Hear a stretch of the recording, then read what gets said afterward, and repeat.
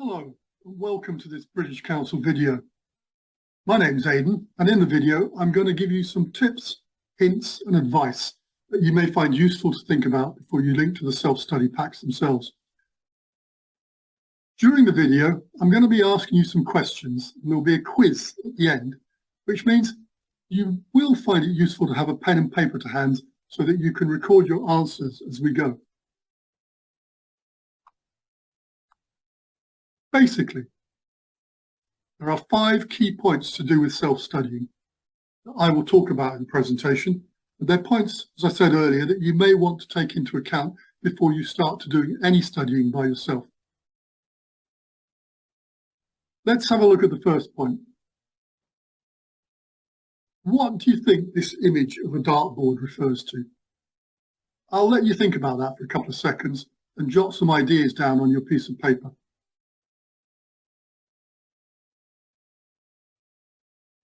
Good. It refers to the importance of setting weekly targets for yourself, or goals, as a way of guiding your self-study program from week to week. I suggest that you write these down each week in a notebook before the week starts, so that you can look back at the records at the end of the week to see which ones you've achieved and which ones you haven't. I'll come back to this point in a minute. SMART, S-M-A-R-T, is a well-known method you can use to help you plan and set weekly study goals.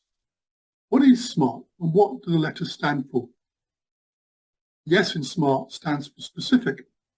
In brief, the weekly goals you set for yourself need to be specific, clear, well-defined and short. The M in SMART stands for measurable.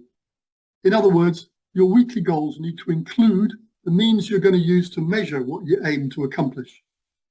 This means they generally include a number. I'll give you examples of a good SMART goal in a minute.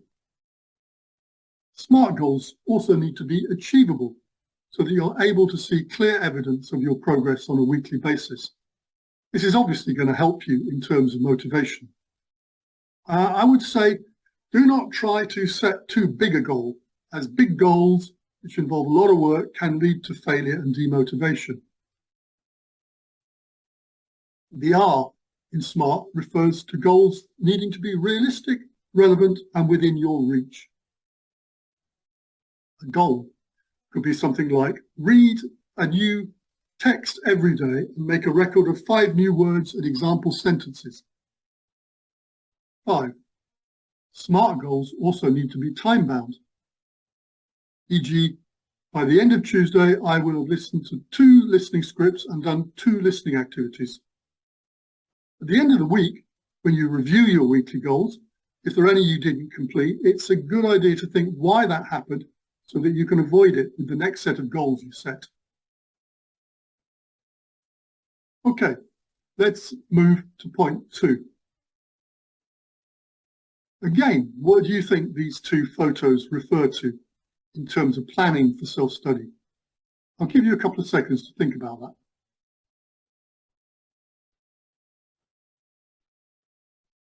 Good.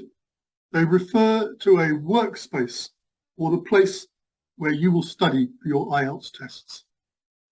And there are 4 things that you might want to think about here. Firstly, make it your own, make it comfortable, and make it a place that you will enjoy working in.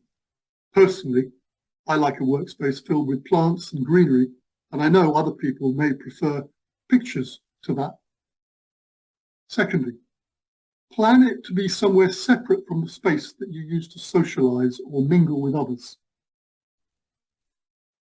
Thirdly, try and make sure your workspace is in a quiet area where you won't be interrupted too much and have your concentration disturbed.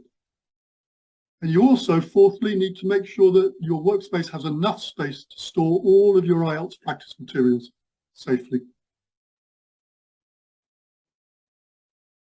Let's briefly review what I've said so far by doing a quick quiz. I want you to read the questions and the 4 options under each question, A, B, C, and D, and select what you think is the right option for each, making a note of your choice on your piece of paper. I'll give you 15 seconds to do this before we go through the answers.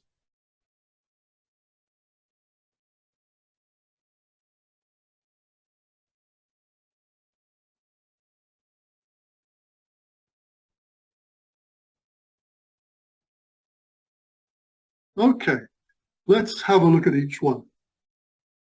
Question 1. According to the presenter, setting clear targets for your study is important because A, you will need it for the test, B, you can tell your friends, C, you can see your progress, D, you don't have enough time. Answer C. Achieving goals is always motivating, is what I said. Okay, question 2. Presenter suggests you study in a place where A, there is a lot of noise, B, you can concentrate, C, there is a place to sleep, and D, it is quiet. The answer for this question is B, in that you need to find a comfortable, quiet place to study, as this is going to help your self-study for the IELTS tests. Make sure that it's effective.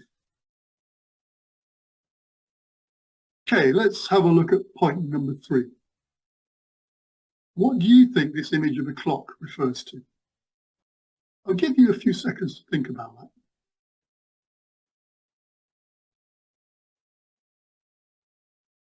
Good. It refers to the idea of time. In other words, how much time you're going to spend on self-study. There are a few points you need to think about regarding time when you're planning, namely, how much time you're going to spend studying in a week. Remember, doing too much in any one session is not a good idea, as it may wear you out and make you tired.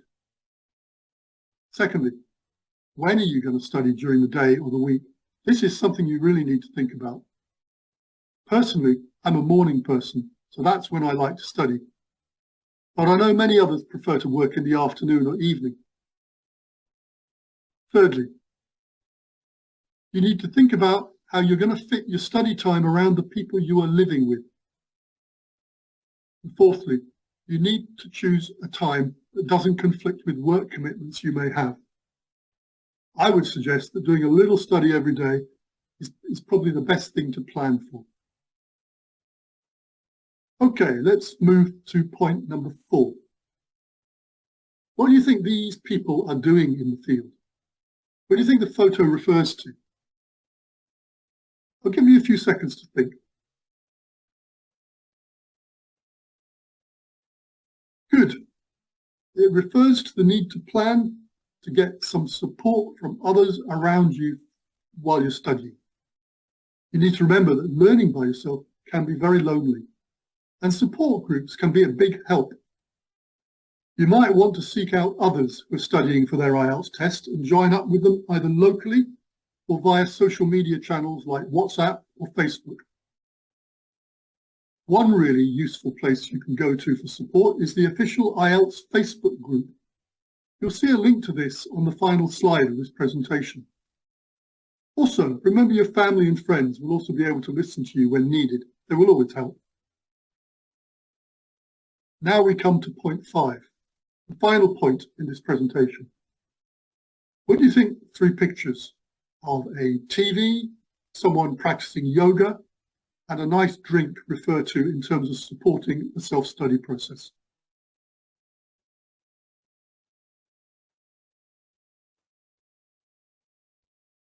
Basically, you need to be kind to yourself, especially when you have a success and achieve a goal that you set yourself for that week.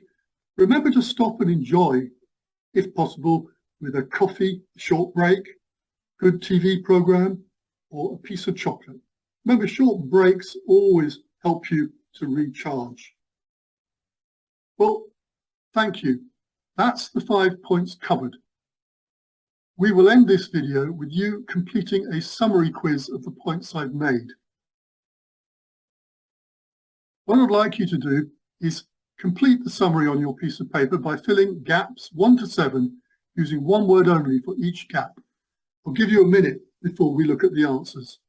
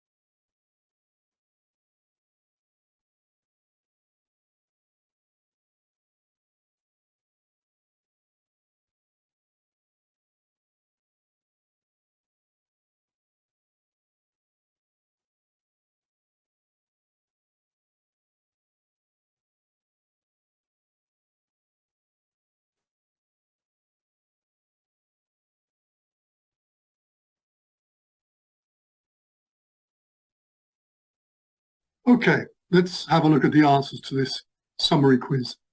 It's important to plan your self-study, set yourself realistic targets, and find a suitable place to study. Consider how much time you have before the real test. It's a good idea to do some practice study or studying every day, but don't do too much, remember.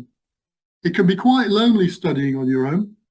Find a support network, it's number 3, that you can keep in contact with regularly.